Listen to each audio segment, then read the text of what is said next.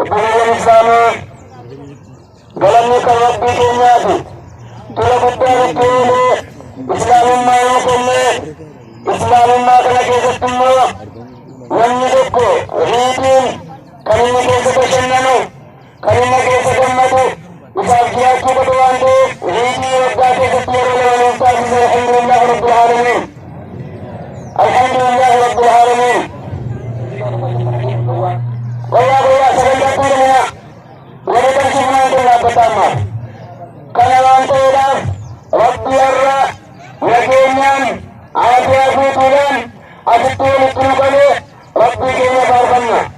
Tokkummaan akka kana wareega wal jalaa dhaga'uun waliin buluun waliin deemuun jecha malee walitti wal baasuun dogongora walii walitti himuun wal sirreessuun rabbiin biratti jaallatamaadha jechaadha.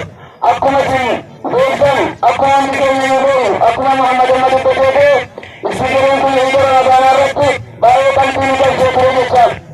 Warri gara boodaa waan tokkotu hin dhaga'u hin galle salaamni keenyaan jedhaa gadee ture waan jedhamaa ture maal gurguran kan nu jedhaa turan. Kanarraa ka'uudhaan itti yaadee jechuudha.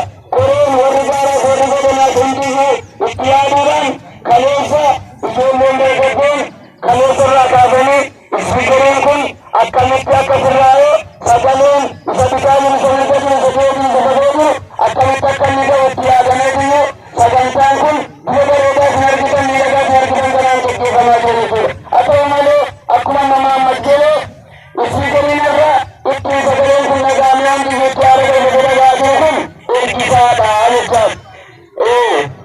Kan waajjira baadiyyaatti kan mootummaatii jechaadha.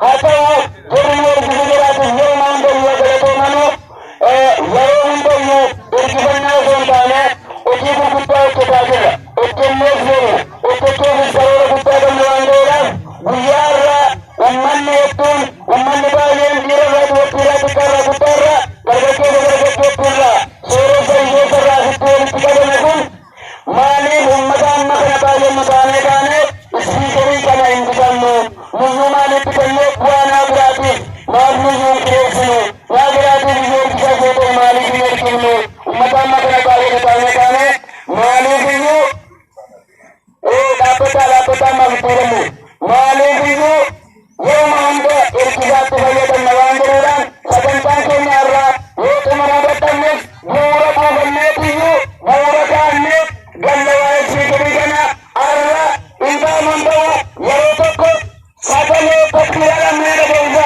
Allahu Akbar Allahu Akbar. Yaadni kun yaada sirrii akka ta'e hunda keessanii kun kana sagantaan keenya kana malee sagantaa biraan qabnu ammas itti deebi'ee rabbii kaleessa roobatu kaleessa baay'ee qalbii jabaa ture galgalallee qalbii jabaa ture garuu niyyaan keenya oolmaa rabbiin hin beeka rabbiin nun xinneessu nun burjaajessuuf ganama rabbiin nu caalsa abdii rabbii rabbi kaasaa ture hundi keenyayyuu amma rabbiin nu caalsa sagalee tokko alhamdulillahi rabbil aalamiin alhamdulillahi rabbil aalamiin. Ijoolleen bultii addaa jechuudha. Rakkoo gara garaa qabna jedhan rakkoo jira jiratu beeka rabbiin jiraas hin beekaas rabbitti nu himaa